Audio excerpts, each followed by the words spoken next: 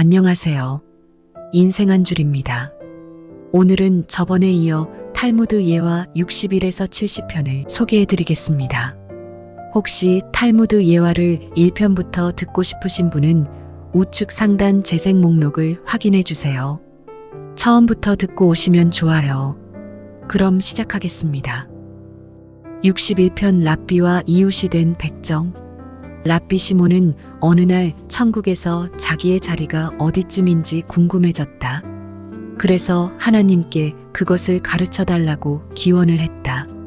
하나님은 시몬의 자리가 어느 백정의 자리 바로 옆이라고 가르쳐 주었다. 랍비 사모는 의아한 생각이 들었다. 나는 밤낮으로 성전 연구와 하나님을 섬기는 일에만 전념하고 있다. 나의 마음은 온통 신앙심으로 가득 차 있고 주위에서도 나를 현명한 랍비라고 칭송하고 있는 입장이 아닌가. 그런데 한낱 백정을 이웃으로 해야 한다니. 어디 한번 가서 어떤 사람인지 알아보아야겠다. 이웃이 될 사람이 어떤 사람인지 궁금해진 랍비는 그 백정이 사는 곳으로 찾아갔다. 그리고는 그 백정의 손님이 되어 여러 날을 머물렀다. 이런저런 이야기를 나누다가 랍비는 백정에게 물었다. 그대는 지금까지 어떤 일을 하여 왔는지 얘기를 좀 해보게. 몹시 궁금하다네. 뭐 얘기할 것이 있겠습니까? 저는 죄가 많은 사람으로서 성서는 전혀 읽은 바가 없습니다. 처음부터 백정의 직업을 가졌었고 덕분에 돈은 좀 벌었습니다. 경제적 여유가 생기고부터는 저도 선행을 베풀고 싶어서 매주 이 고을의 가난한 사람들에게 고기를 나누어 주고 있습니다. 헌금도 자주 하는 편이죠. 그 말을 듣고 현자는 말했다. 그 밖에 또 무슨 선행을 했는지 들려주시오. 그러자 백정은 과거에 잠깐 동안 세무원으로 일했을 때 있었던 일이라며 이야기를 시작했다. 언젠가 이런 일이 있었죠. 어느 날 배가 입항하여 제가 그 배로부터 세금을 받고 막 돌아가려 할 때였습니다. 돌아서는 나를 선장이 부르더군요. 정말 멋진 물건이 있는데 살 생각이 없으시오? 꼭 당신한테 팔고 싶은데. 그게 무엇인데요? 뭔지 알아야지요. 돈을 내기 전에는 가르쳐 줄 수 없지요. 사겠소? 아니면 팔겠소? 안 사겠다면 가시오. 그것의 가격이 얼만데요? 1만 양만 내시오. 도대체 그 물건이 뭔지 알아야 살 것 아니겠소?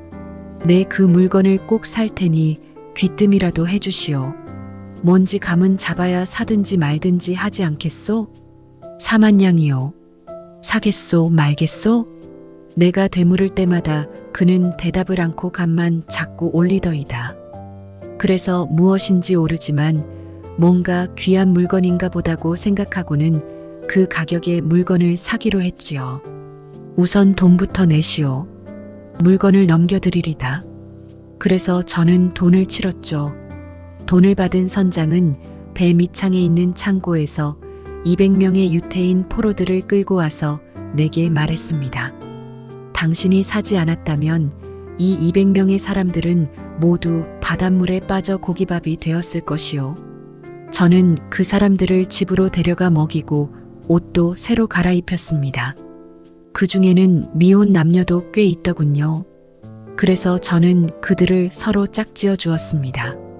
그런데 그들 중 눈에 띄는 유난히 아름다운 처녀가 있었음있죠. 그래서 제 아들의 신부감으로 삼으려고 했습니다. 마침내 제 아들과 그 처녀 아이가 결혼하는 날이 되었죠. 많은 사람들의 기쁜 얼굴 속에서 유독 슬픈 얼굴을 하고 있는 어느 젊은이가 마음에 걸리더군요. 그래서 밖으로 조용히 불러내어 그 연유를 물었습니다. 도대체 무슨 이유로 그렇게 슬픈 표정을 하고 있느냐? 처음엔 아무 대답도 않더군요. 내가 재차 묻자 그는 대답했습니다. 오늘 댁의 아드님과 결혼하게 되는 처녀는 바로 나의 아내가 될 여자였습니다. 우리 유태인 200여 명이 포로로 잡히던 그날이 바로 우리 두 사람의 결혼식 날이었죠. 결국 결혼식도 못 올리고 포로 신세로 끌려다니다 오늘 그 여자가 결혼을 하게 된 것입니다. 그러니 제가 슬프지 않겠습니까? 나는 은 200냥을 내놓으며 그 처녀를 잊을 수 없겠냐고 물었습니다. 하지만 그 젊은이는 그렇게는 할 수 없다고 하더군요. 하지만 덧붙여 말했습니다. 나는 이 세상 그 무엇보다도 그녀를 사랑합니다. 하지만 당신은 그녀와 나의 주인이자 은인이나 마찬가지이므로 그녀를 당신의 며느리로 삼고 싶으시다면 그렇게 하십시오. 그러나 돈 따위는 필요 없습니다. 그의 얘기를 듣고 나는 그것을 나의 아들에게 자세히 이야기했지요. 그러자 아들이 그 처녀를 양보하겠다고 말하더군요. 그래서 저는 그 젊은이와 그 처녀를 결혼시켜 주었지요. 그 백정은 회상하듯이 이야기를 마치고는 아마도 무언가 선행을 했다면 바로 그 일이 아닌가 싶습니다. 하고 덧붙였다. 이상의 이야기를 조용히 듣고 있던 랍비 시몬은 감탄하며 말했다. 그대의 이웃이 되는 것을 정말 기쁘게 생각하네. 자선을 행하지 않는 인간은 아무리 부자일지라도 맛있는 요리가 즐비한 식탁에 소금이 없는 것과 마찬가지이다. 62편 이삭의 기우제. 어느 나라에 오랫동안 비가 내리지 않아 큰 가뭄이 들게 되었다. 그 나라의 임금은 랍비 이삭을 불러서는 기우제를 지내달라고 부탁을 했다. 랍비 이삭은 기우제를 지내되 조건이 있다고 말했다. 이교도의 신전을 모두 폐쇄하고 매춘부란 매춘부는 모두 이 지방에서 추방을 시켜주십시오. 만일 이 두 가지 요구가 실행된다면 하나님께 기원을 드려 이 나라에 비가 내리도록 하겠나이다. 왕은 곧 명하여 이삭의 요구대로 하라고 일렀다. 그리하여 곧 그 나라 안에 있는 이교도의 신전은 모두 폐쇄하고 매춘부들도 도시 밖으로 모두 내몰았다. 그러나 그 나라의 장로들은 이삭을 떠보기 위해 이교도의 신전 한 군데를 폐쇄시키지 않고 열어두었다. 그리고는 그 안에 매춘부 한 사람을 몰래 숨겨놓는 장난을 쳤다. 이튿날 아침 이삭은 고을의 장로들을 모두 모아놓고 말했다. 당신들은 나를 속이고 있소. 나를 그렇게 믿지 못하면서 내게 무슨 기우제를 부탁하는 거요? 나 대신 신전에 감추어둔 매춘부에게나 비를 내려달라고 할 것이지. 랍비를 시험해 보려고 했던 무리들은 이삭의 그 말에 깜짝 놀랐다. 그들은 이삭에서 용서를 빌고는 곧 바로 신전으로 가서 매춘부를 내쫓고 신전 또한 폐쇄시켰다. 랍비 이삭은 그제서야 일어나서 기도하기 시작했다. 전지전능하신 하나님, 오늘 당신에게 기원하는 사람들이 있습니다. 저의 기도를 들으시고 주님의 위대하심을 보여주시옵소서. 하나님, 저는 무슨 일이나 주님께서 명하신 대로 했나이다. 이번에는 저의 소망을 들어주시옵소서. 이렇게 이삭이 기도를 드리고 나자 저 멀리서부터 검은 구름이 하늘 가득히 몰려오기 시작했다. 그리고는 가물었던 이 나라에 하나님의 축복의 비가 내리기 시작했다. 랍비 이삭은 하나님께 감사드리며 영거푸 절을 올렸다. 이 나리의 사람들 또한 세차게 내리는 비를 맞으며 주님을 찬양했다. 63편 수염을 깎아서는 안 되네. 랍비인 유다가 사는 마을에 부자인 남자가 살고 있었다. 그는 유태율법을 무시하고 수염을 짧게 깎아버렸다. 유다는 그에게 율법을 지키라고 주의를 주었다. 하지만 그는 도도하게 말했다. 나는 잘생겼기 때문에 긴 수염보단 짧게 자른 수염이 어울립니다. 그의 자만하고 건방진 태도가 근심이 된 유다가 경고를 했다. 자네가 그런 식으로 행동한다면 자네는 벌을 받을 것이네. 황소의 모습을 한 악마가 나타나서 자네가 이스라엘의 거룩한 표상을 모욕한 죄를 물어 자네 몸을 짓밟을 것이네. 그러던 어느 해 그 부자가 세상을 떠났다. 고을 사람들이 그를 조문하기 위해 그 부자의 집으로 모여들었다. 랍비 유다도 그 가운데 끼어 있었다. 그가 주님의 이름을 종이에 써서 죽은 자의 몸 위에 얹자 죽은 자는 다시 살아났다. 죽었다가 살아난 부자는 두 손으로 머리를 감싸쥐고는 두려움에 떨었다. 자네가 그동안 무슨 일을 겪었는지 말해보게나. 아, 랍비님. 랍비님의 말씀을 안 듣고 율법을 지키지 않은 저의 죄가 얼마나 큰지 모르겠습니다. 말해보게. 저승에서 무슨 일이 있었는지. 그러자 그는 그가 겪은 저승에서의 일을 이야기하기 시작했다. 제가 죽어 저승에 가자 황소를 닮은 악마가 나타나서 저를 몹시 혼을 내었습니다. 그리고 나서 유황에 구운 수금이 가득한 용기를 가져오더니 그 속에 저의 손을 넣고는 최고 법정의 사자를 불러 그 용기를 가져오도록 시키더군요. 너는 성전을 읽고 가르침을 깊이 생각해 보았느냐? 율법은 저도 잘 알고 있습니다. 그러자 주님께선 모세의 계율이 쓰인 종이를 주시면서 내게 읽으라고 하셨습니다. 제가 그 계율을 읽어보니 그대 수염을 깎아 아니 되노라라는 문구가 눈에 띄었습니다. 저는 저의 여태까지의 행동이 부끄러워져서 어쩔 줄을 몰라 하고 있었습니다. 그러자 다시 큰 목소리가 들려왔습니다. 이놈을 지옥 중에서도 가장 깊은 곳에 집어넣어라. 그러자 좌우에 있던 형리들이 저의 팔을 잡고는 지옥으로 막 끌고 가려 할 때였어요. 아까의 그 목소리가 다시 들리더군요. 잠깐 나의 아들 유다에게 어떤 벌을 내려야 할지 우선 알아봐야 할 것 같다. 이놈을 지옥으로 떨어뜨리는 것은 그 다음으로 미룬다. 부자는 눈물을 흘리면서 이야기를 마치고는 율법을 어긴 자신의 잘못에 대해 깊이 참회했다. 64편 아버지를 죽인 여호수아. 미즈라임에 눈이라는 사람이 살고 있었다. 눈의 안에는 오랫동안 아이를 갖지 못해 근심에 쌓여 있었다. 그러던 어느 날 이들 부부는 주님께 기도를 올리기로 마음먹었다. 눈과 그의 아내는 아이를 잉태하게 해달라고 열심히 기도하였다. 그러던 중 드디어 아내가 잉태를 하게 되었다. 믿음이 깊은 눈은 아내의 잉태 기간 중 아무것도 먹지 않고 밤낮을 가리지 않고 울기만 하는 거였다. 아내가 의아해서 물었다. 주님께서 우리의 기도를 들어주셔서 그토록 바라던 아이를 제가 가지게 되었는데 당신은 어찌하여 그토록 슬피 우십니까? 처음에 눈은 아내의 물음에 아무 대답도 하지 않았다. 하지만 아내가 재차 묻자 마침내 입을 열었다. 이 아이가 언젠가는 아비인 나를 죽이게 될 것이오. 아내는 소스라치게 놀랐다. 그토록 원했던 아이를 이제야 갖게 되었는데 아버지를 죽일 운명을 타고났다니 놀라지 않을 수 없었다. 그러자 아내는 평소 자기 남편의 진실됨을 아는지라 믿고 싶지 않은 이야기지만 믿지 않을 수 없었다. 아내는 10달 후 사내 아이를 낳게 되었다. 아내는 그 아이가 남편을 죽이게 될 것이 두려워 그 아이를 키우지 않고 나무 상자 속에 넣어 강물에 띄어보냈다.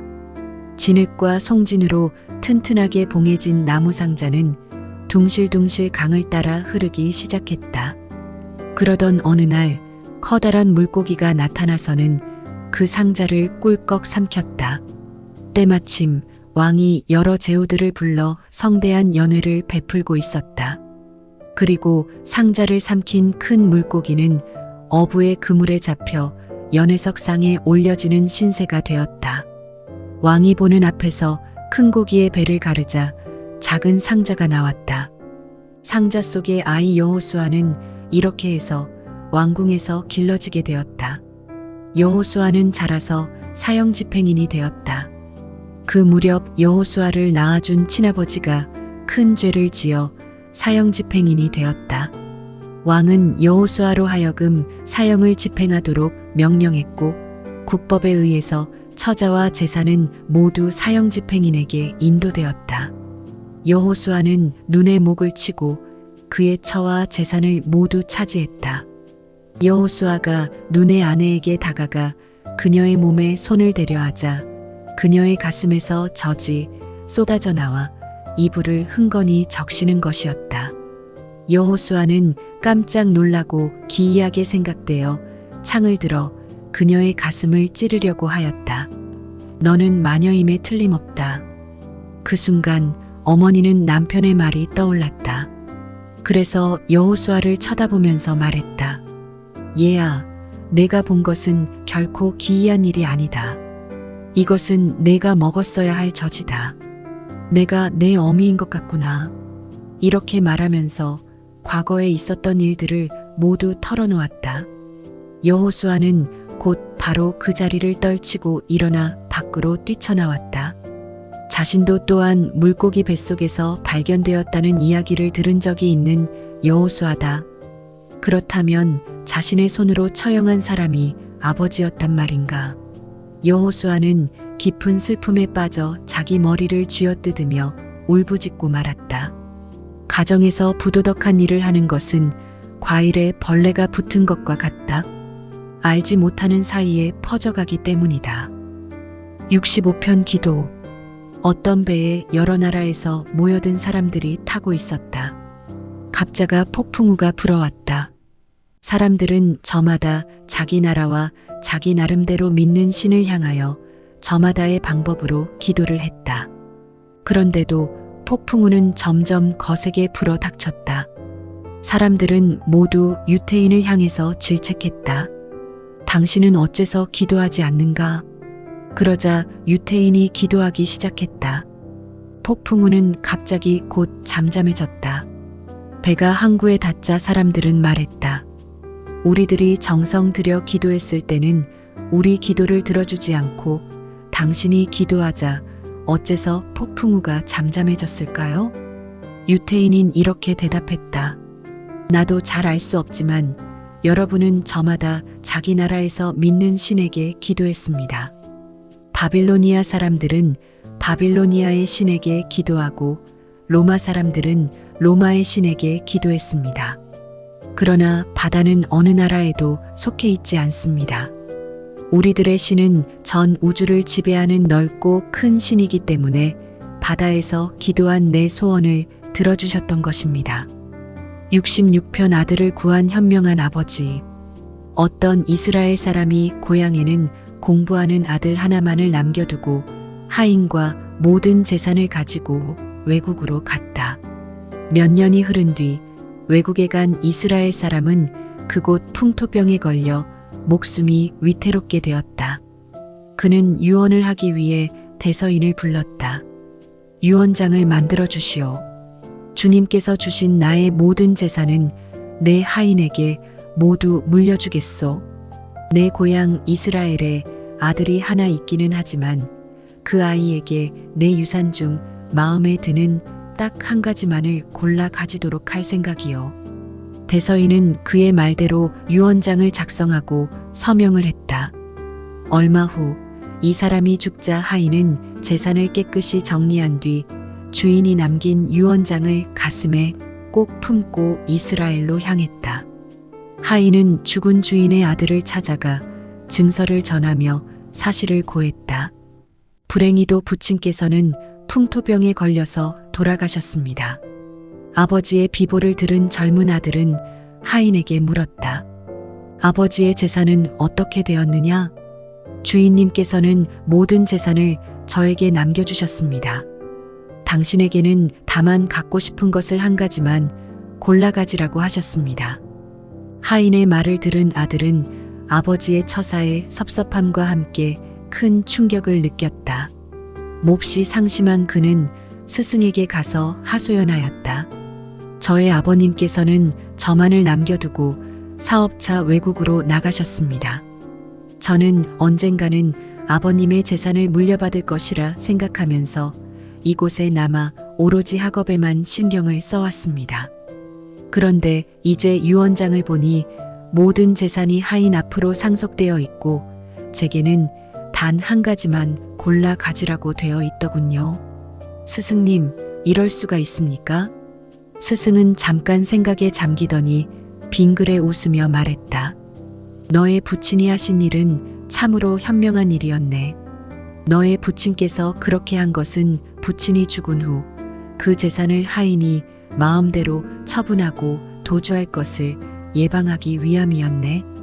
너는 곧 하인과 함께 재판관에게 가서 유언장 문제를 처리하게 해. 재판관이 내게 제일 갖고 싶은 것을 하나 고르라고 할 때 너는 이 하인을 갖고 싶습니다라고 말하면 만사는 잘 풀릴 걸세. 하인의 모든 재산은 곧 주인의 재산이 되는 것이니 말이네.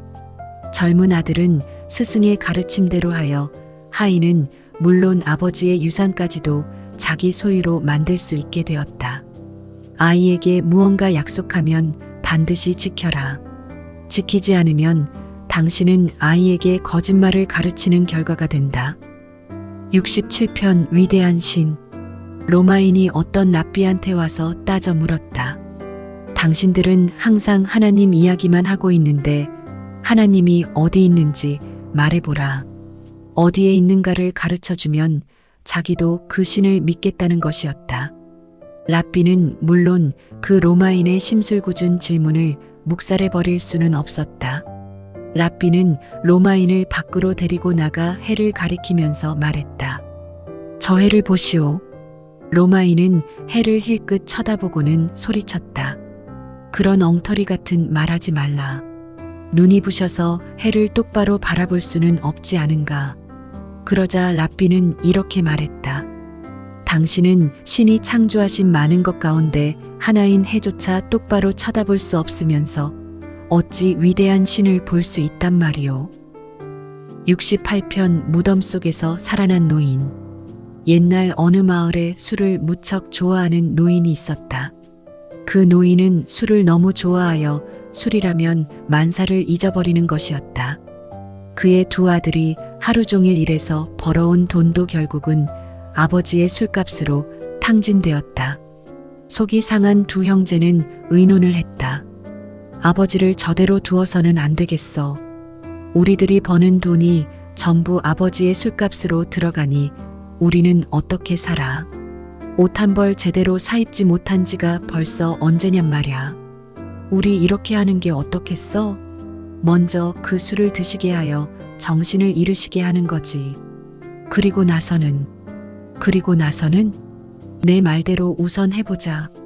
다음은 그 후에 알려줄게. 두 아들은 계획대로 아버지에게 술을 잔뜩 먹여 정신을 잃게 해놓았다. 두 형제는 이웃 사람들을 불러 말했다.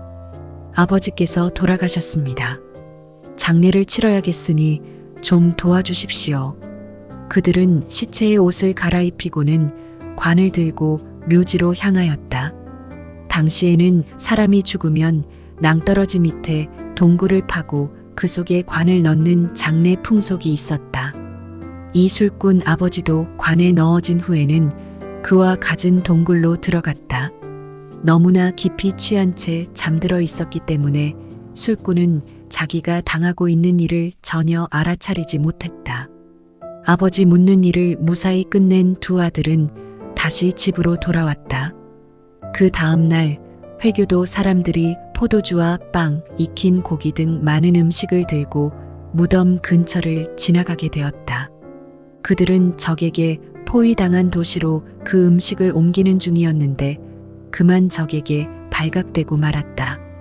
적에게 추격을 받아 급하게 된 회교도인들은 나르던 음식과 물건들을 동굴 속에 감추고는 얼른 낙타를 타고 도망쳤다. 3일이 지난 후 술에서 깨어난 술꾼은 깜짝 놀라고 말았다.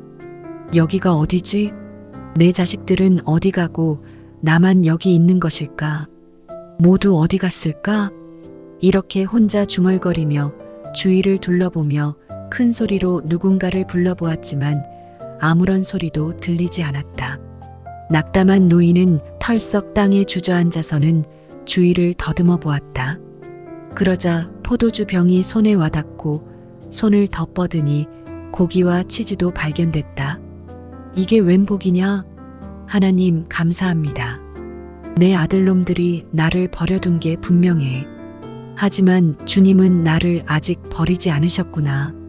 우선 빵과 포도주로 배를 채운 노인은 평소에 즐거운 기분이 되어 흥얼흥얼 콧노래를 부르기 시작했다.